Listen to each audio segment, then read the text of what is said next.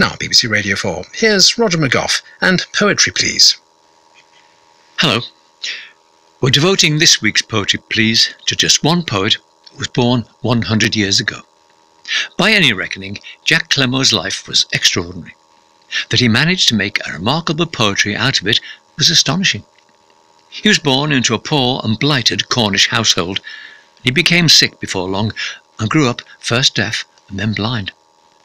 This doubling or tripling of woes would seem a cruel fate, but he didn't regard it in that way.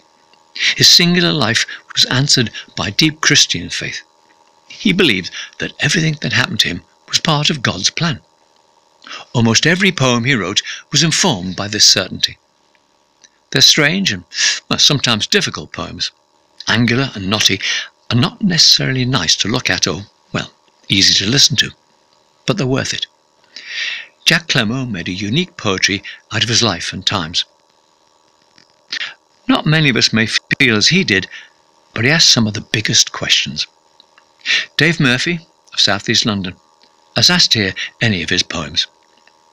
Today, two fans of CLEMO are going to be our readers and our guides.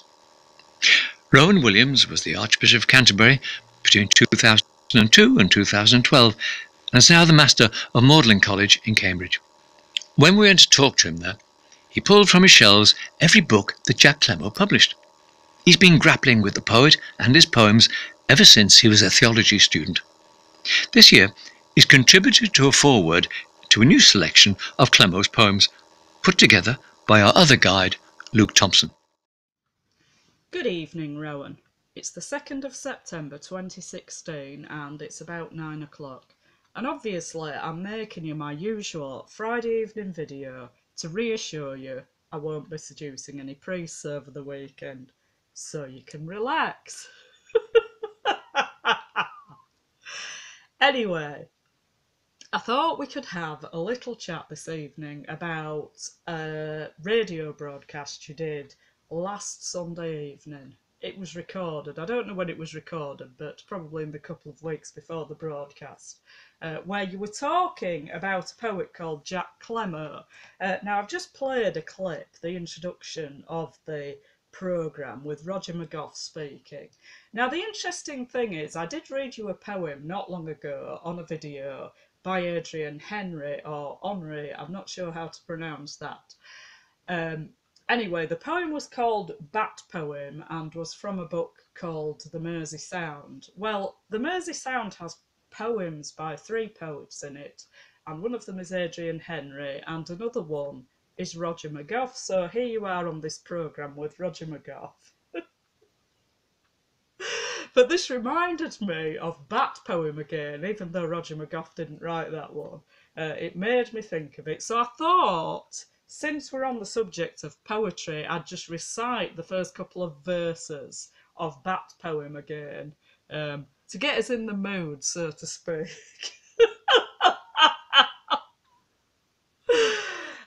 So, I'm having to do this from memory because I haven't looked it up again. So, here we go anyway. So, this could be your voice in the poem, couldn't it? He could have written it for you. It could be your voice. That's a metaphor, by the way. I don't mean it's really your voice in the poem. I know you don't understand metaphor, so I thought I'd better explain that to you. Anyway, so here we go. Bat Poem by Adrian Henry, the first 2 verses. Take me back to Gotham City, Batman. Take me where the girls are pretty, Batman. All those damsels in distress, half undressed, or even less. The bat pill makes them all say yes, Batman. Well, you see what I mean. It could really have been written for you, couldn't it? And then it goes on about the Vietnam War, which I did read last time, because that's quite pertinent to you as well. But I won't talk about that tonight, because we're on the subject of poetry. And also, I want to read you another poem by Adrian Henry, because he could have written this one for you as well. But this one's only 2 lines long, and I did look it up earlier, but I can't remember the title exactly. In fact, the title is longer than the poem because the poem's very short. So the title is something like Poem for a Pretty Girl Petrol Pump Attendant on the Motorway. So this could be your voice, metaphorically, in this poem as well. So here we go. This is how it goes. I wanted your soft verges, but you gave me the hard shoulder. You see what I mean? He could have been writing all of these poems just for you, couldn't he? Anyway, on that note, we can move on now to talk about what you said about Jack CLEMO in this radio programme.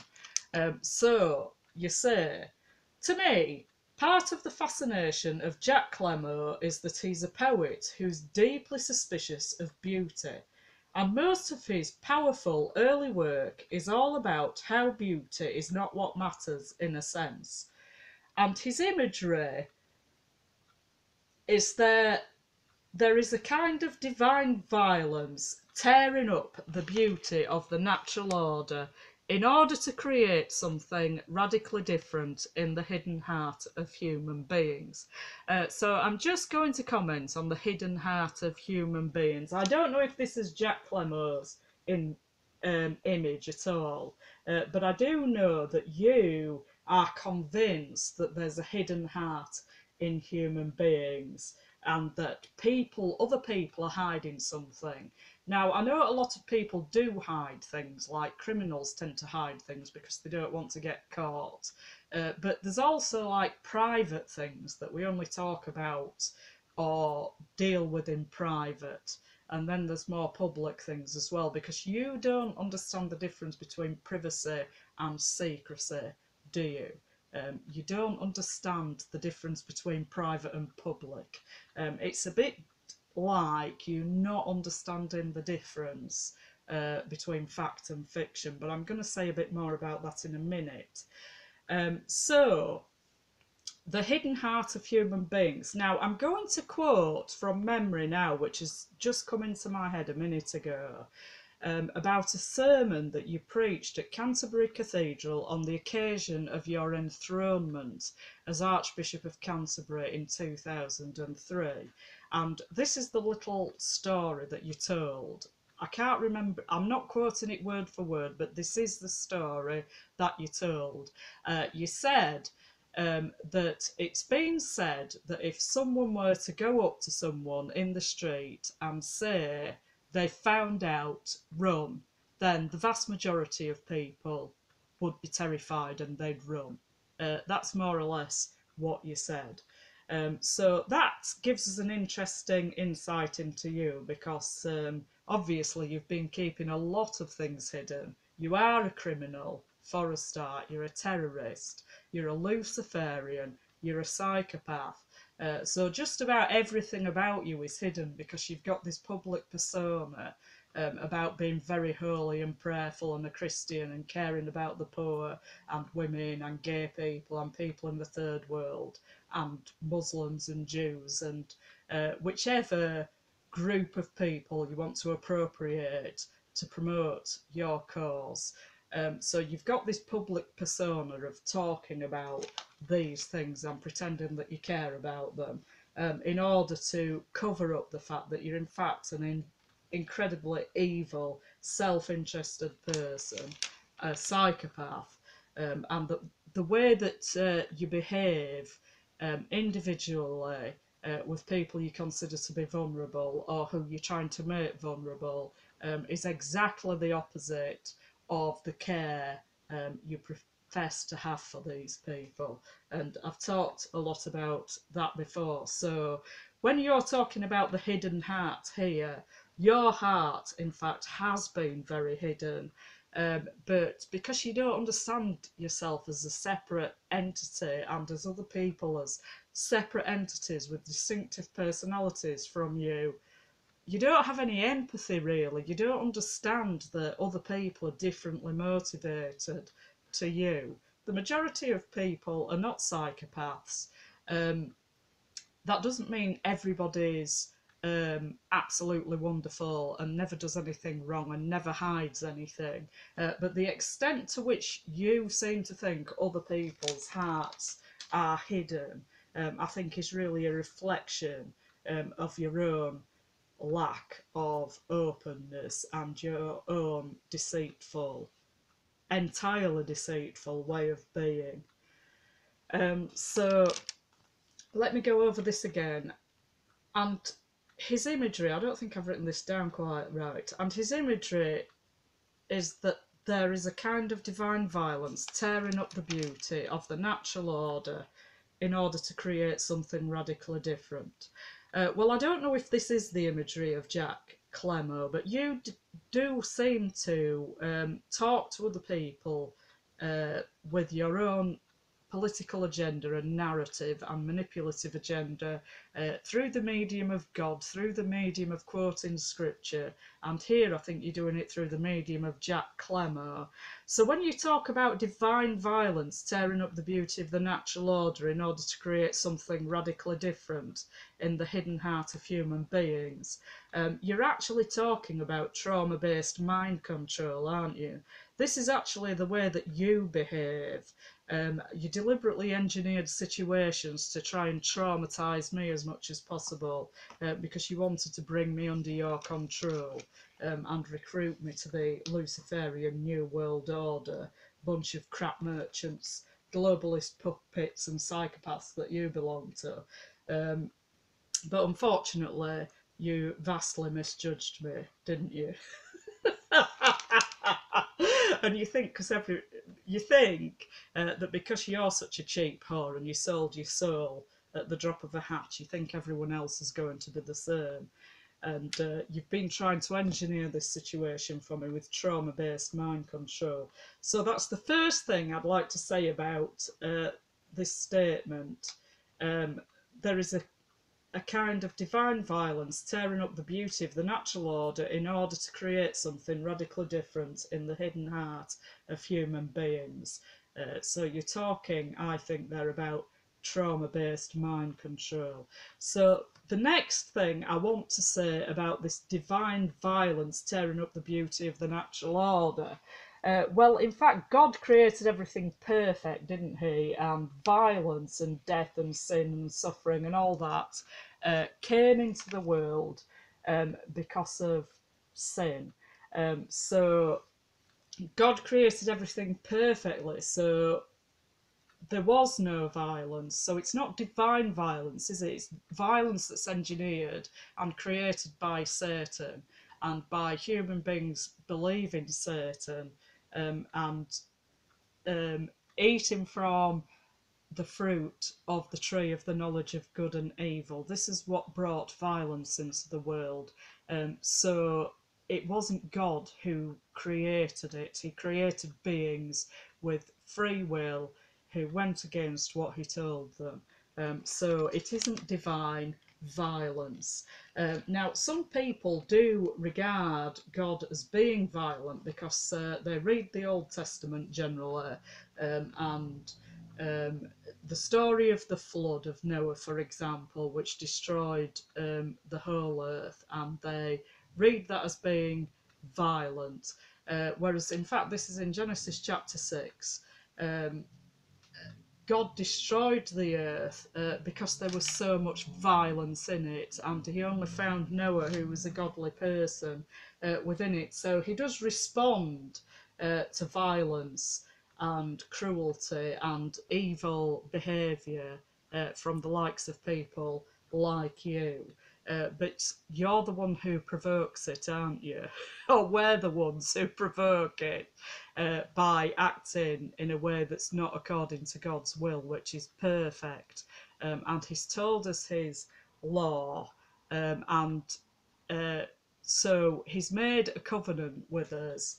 He's revealed his will, he's revealed his nature, and he's taught us how to be. And I did talk in the last video that you were talking about God being chaotic and anarchic, which is absolutely untrue, completely contradicts Christian teaching. God is a God of order, not of chaos. He's made a covenant with us, and he won't break his covenant. And we know what the terms of the covenant are. And because no one could perfectly keep the law, then God took human flesh in Jesus and died for our sins so that we can be saved. So all the violence of the world, God has accepted on himself anyway. So you purport to be talking about Jack CLEMO here, but I think this is how, I don't know if it's how you perceive God, but it's how you're trying to present God, certainly. But the God you worship is Satan anyway. You are a Satanist, a Luciferian. You've sold your soul to Satan to get what you want in this life. And Satan is no God anyway.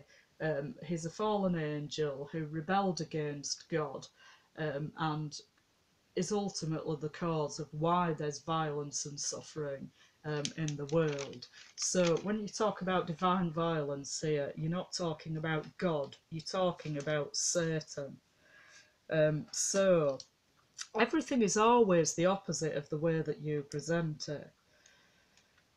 So then you go on to say, and any poet who's interested in not being beautiful and in rebelling against beauty is going to be a challenge, I think. Well, you're a poet, so you might well be talking about yourself there. Well, you do claim to write poetry, and there are poems with your name on them, but since just about everything else about you is a lie, I'd like to know the evidence that you actually wrote these poems that have got your name on them. So then you say, and add to that his own massive personal struggle with disability. So you actually have had a personal struggle with disability, haven't you? Because you had meningitis when you were about 18 months old. And this resulted in you spending a lot of time ill as a child. What you walked with a limp. I think maybe you still walk with a limp, and you're also deaf in one ear as a result of having meningitis as a small child. And you also, because of being ill this weekend, you had to take a lot of time off school, and you spent a lot of time in bed ill, where you describe yourself as reading voraciously. And I think that this is the origin of the problem that you're having, that you can't tell the difference between fact and fiction. Because when other children would be normally socialising with other people and other children and going to school and things like that, you were actually sat at home in bed reading fiction, at least some of the time, I should think. I'm sure it's not the only thing that you read, but anyway, so that was your world, whereas other people were engaged with the real world and with other people and with learning about other people and how to act from actual engagement with other people. You were sitting at home in bed reading novels, and that's why I believe you can't tell the difference between fact and fiction. Because that was your whole world at a young age. So you say, and add to that his own massive personal struggle with disability, his own hugely passionate and complicated sexuality. You emphasise hugely there, so let's imagine what you might be thinking about there. I don't know if you've got a hugely passionate and complicated sexuality. Because you're a psychopath, I don't think terms like passionate and sexuality can actually apply to you, because you're not mature enough to have these kind of emotions. You only experience fear and rage. So when you talk about passionate and complicated sexuality, I don't think you even know what those things really mean, because psychopaths don't really have a sexuality in the way that other people do, like they've got certain sexual preferences, other people I mean, and they prefer people of another sex in the majority of cases, and some people prefer people of their own sex. But psychopaths are not really like that. They don't have these kind of sexual preferences because everything is kind of transactional for them. So they will involve themselves sexually with whoever, is going to be politically useful to them at that moment in time. And sometimes that might be just from getting sexual pleasure from that person, but usually there's more to it than that with psychopaths. They don't really have sexuality in the same sense that other people do. So you talk here about his own hugely passionate and complicated sexuality. Well,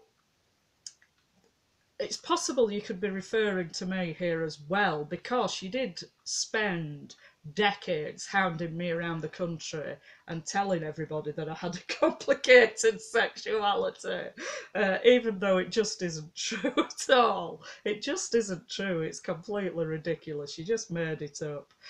So I haven't got a complicated sexuality in the least. So don't think that you're talking about me.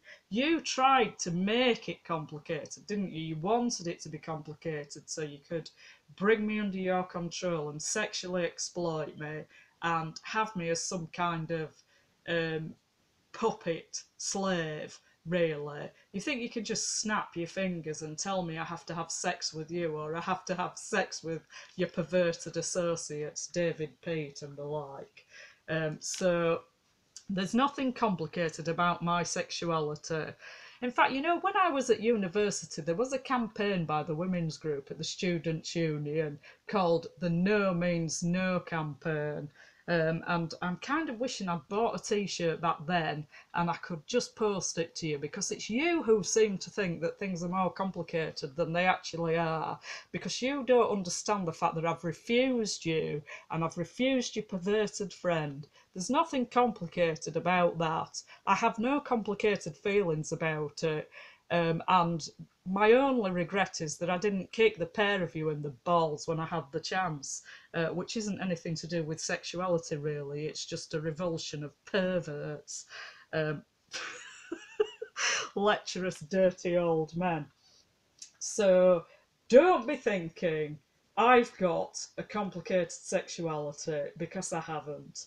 Bad luck, boyo. You'd have liked it to be complicated, so you could have been manipulating me. So you say he's got this personal struggle with disability, his own hugely passionate and complicated sexuality. I shan't speculate at what hugely is supposed to refer to. His sense of his body, you use that word, emphasise it rather. You might say, as a real site of conflict and struggle. I don't even know what to make of that. My body isn't a site of conflict and struggle, because you're just not having it. And that's that. Get over it and move on. I'm saving myself anyway for my beloved. So then you say, all of that pours into the poetry in a very particular way. So he's not going to be dull with all that in the background. And I think it's his negotiating of all those things that I find brings me back to him. So this is all the stuff that brings you back to him, that fascinates you, that he has a personal struggle with disability and a passionate and complicated sexuality and a sense of his body as a real site of conflict and struggle. So you're identifying with that then. This might be why I've never bothered reading him. So you then say, and also the presence of a theology, certainly in the early work, very strongly. So the first thing that draws you to him is his conflict with his body and sexuality and struggle with disability. And the second thing is his theology. So you then say, a theology which I find almost completely unsympathetic and yet is portrayed with massive intelligence and integrity. I think you might be talking about me there, because I am massively unsympathetic to you. Well, it's not true to say I'm unsympathetic. I just know it won't do you any good giving you what you want, and it would be a lot better if people had stood up to you through your life rather than fawning over you and telling you how wonderful you are.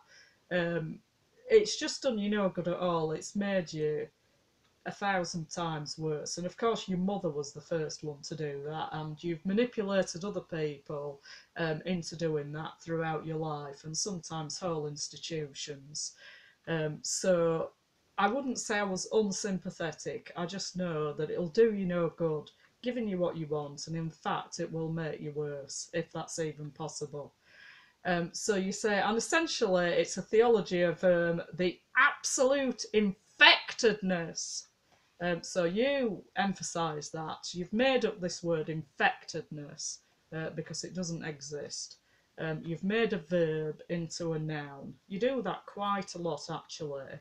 You give inherent identity to things which don't have an identity, really, like society. The last word I mentioned that you made up was connectedness. So infect and connect are verbs, and you've made them into nouns by calling them, by putting this ness on the end, infectedness.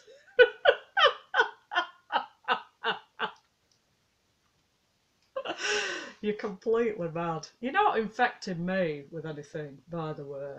The absolute infectedness of everything about the human experience, where everything is compromised, everything is sort of soiled. Well, you could be talking about the doctrine of original sin there, but luckily, original sin is washed away in baptism, and then we're redeemed from our personal sins by the blood of Christ.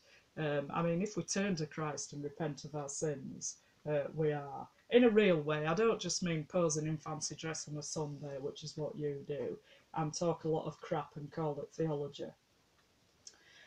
So you say, so in the early poems about clay pits and so forth, so why not, as a poet, just accept that?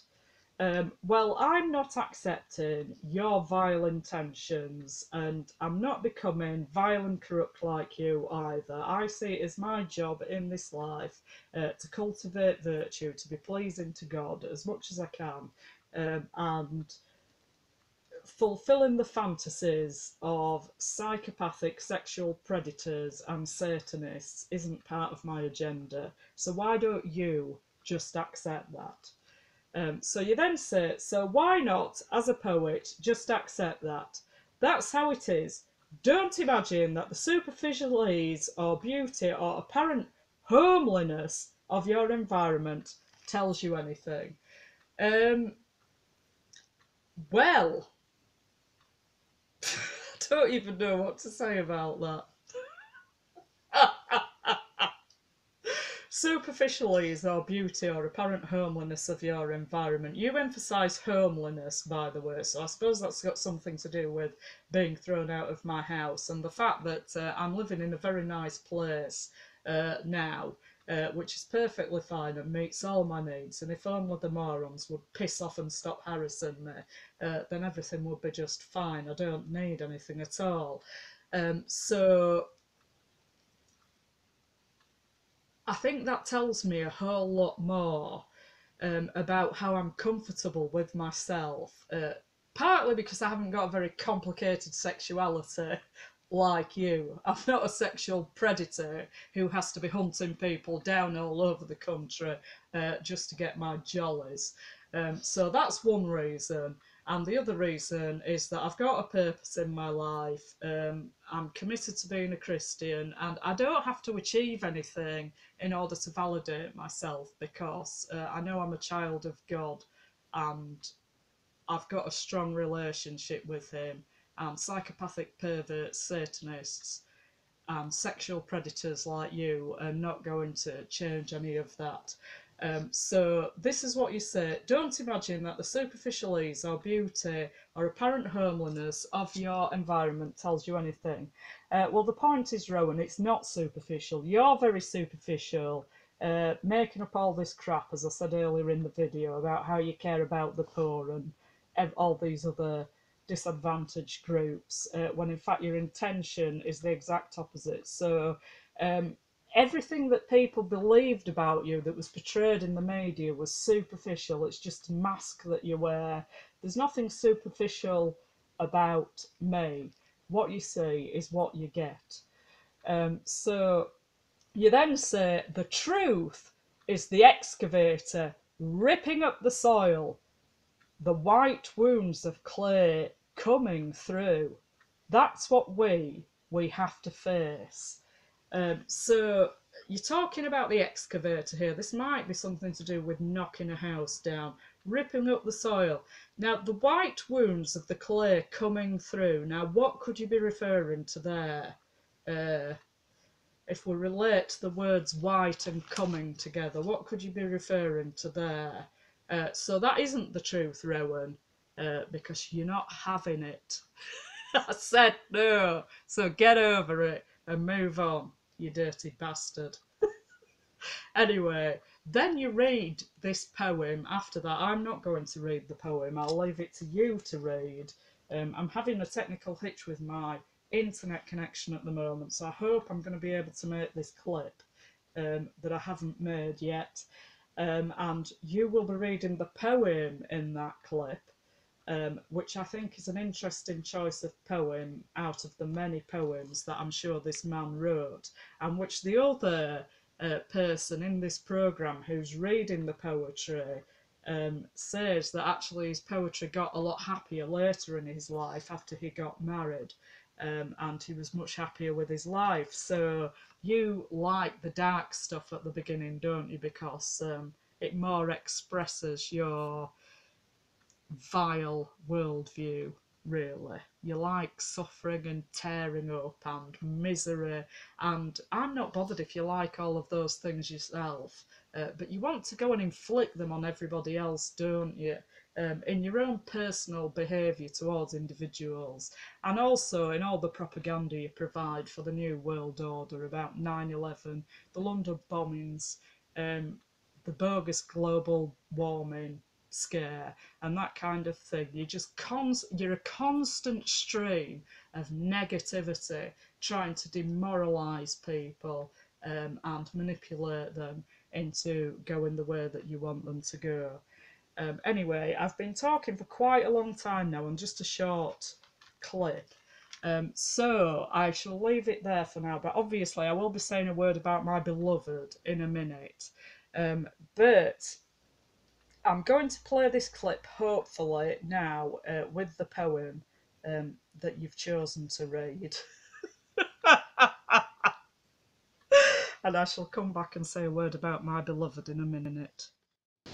To me, part of the fascination of Jack CLEMO is that he's a poet who's deeply suspicious of beauty, and most of his most powerful early work is all about how beauty is not what matters, in a sense, and his imagery is there of a kind of divine violence tearing up the beauty of the natural order in order to create something radically different in the heart of human beings.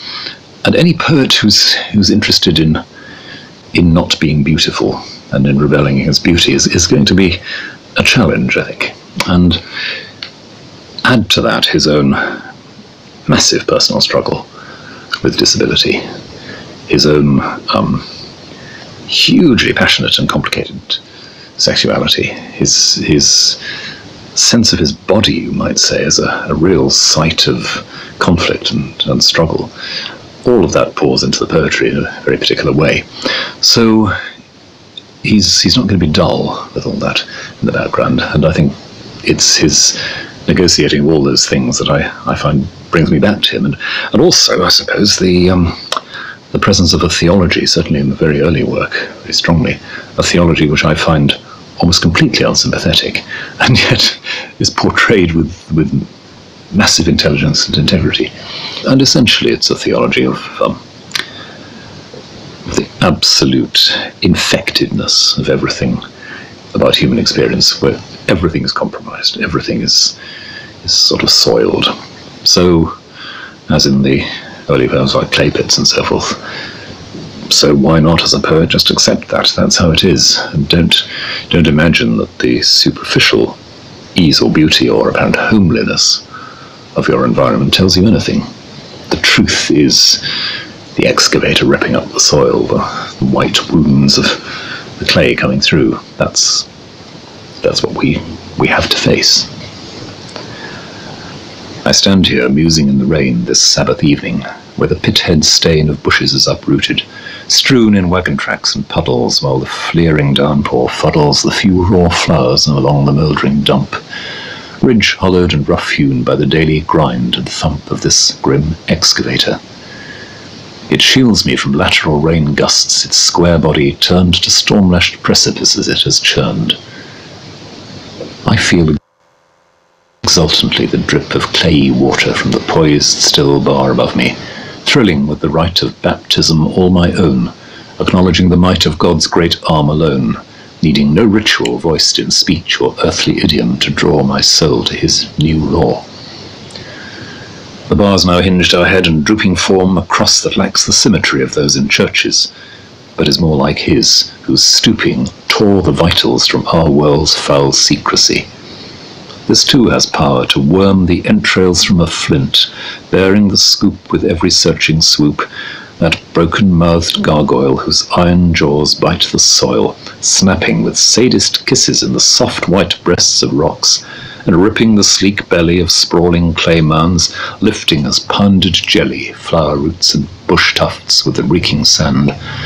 I fondle and understand in lonely worship this malicious tool. Yes, this is Christian art. To me, men could not school with delicate aesthetes.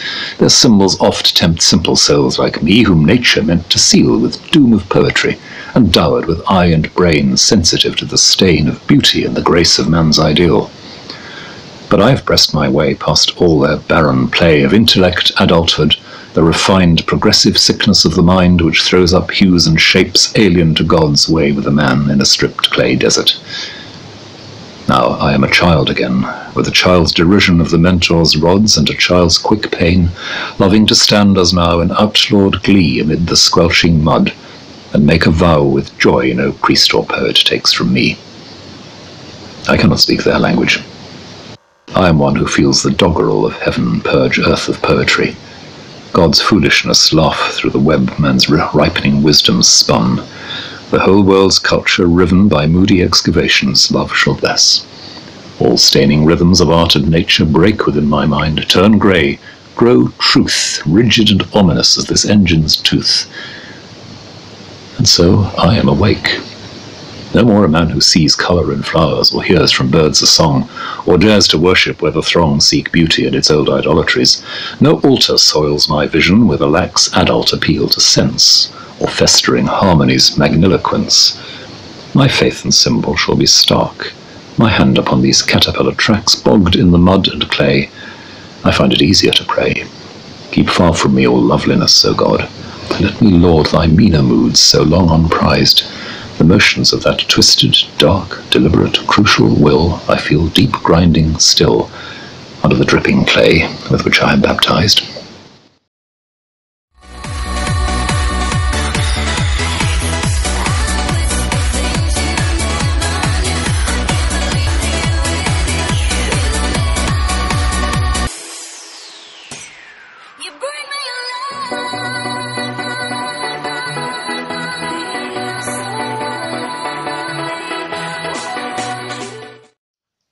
So obviously, no video would be complete without my mentioning how wonderful my beloved is and how much it's keeping me going, just dreaming about him and thinking about the time we're going to be together when you're in prison.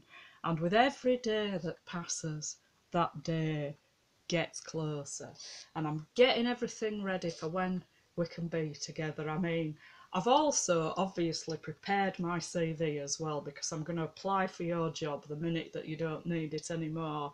And I've found the photographer who's going to take the photograph for us to send to you in prison. So you can see what a wonderful thing that you've achieved, bringing us together, because we're just made for each other. So there's that as well, and I'm getting everything ready at home, so it's all going to be perfect when he comes to see me eventually. So we'll get round to having the photo taken as soon as we can, but obviously we'll be quite busy at first and tired, as I mentioned last week. And I mentioned that I bought some new shoes, and this made me think of him, although they're obviously not as big as his shoes.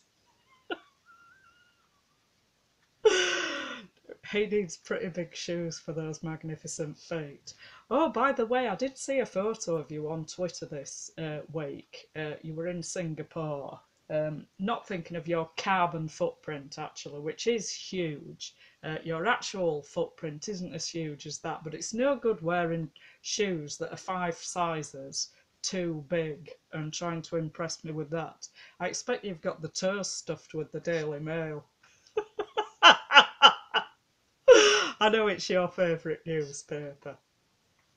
Anyway, I was thinking about getting some new underwear, but then I thought, well, what's the point of buying new underwear just to throw it on the floor?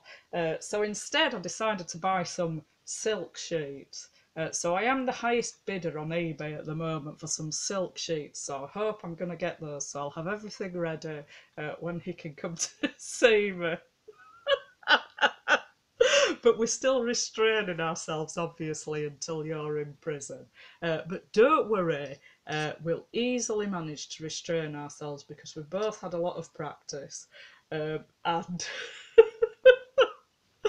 the moment that you're in jail and it doesn't matter anymore, just think all that pent-up passion is going to be spilling out everywhere, and we won't be able to tear ourselves away from each other. And obviously we'll be very tired as well, so we won't be going out much to have the photo taken and all that kind of thing. So just think of that, you know, we'll be in each other's arms and you won't ever be getting any ever again, which is quite good really, because you are pretty hideous. And who wants a psychopath? I mean, really, come on. Anyway, I shall leave it there for this evening, but I just want to say once again, thank you so much for suggesting the idea of seducing priests. I wouldn't have thought of it without you, but I would have never met my wonderful lover if it wasn't for you. Well, I might have met him, but I wouldn't have thought of it because it was you who put the idea in my head. So thank you once again, and I'm certainly going to be sending you the photo of us outside your college, waving flags with the European flag burning in the background, and we'll have our arms round each other and be gazing adoringly at each other. That's as soon as we can manage to get out of the bedroom, I mean. So I've got all that to look forward to. So thanks once again. So I'll leave it there for now, but don't forget to be alert because you'll be back from Singapore on another long-haul flight, and obviously I shall be turning up to arrest you.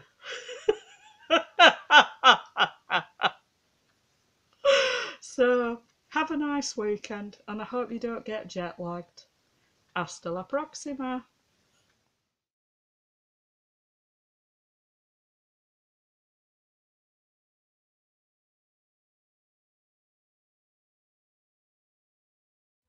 Change me, you're wasting your time.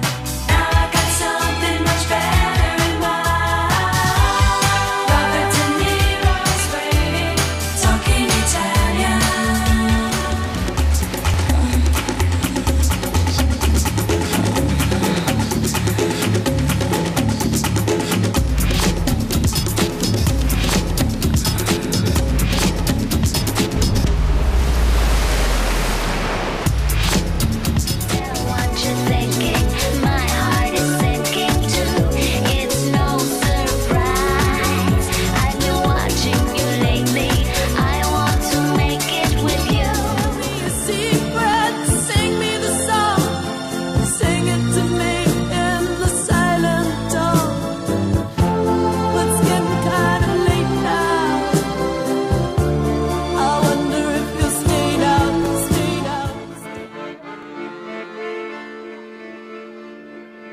What care I for a goose feather bed? She's turned down so bravely, oh.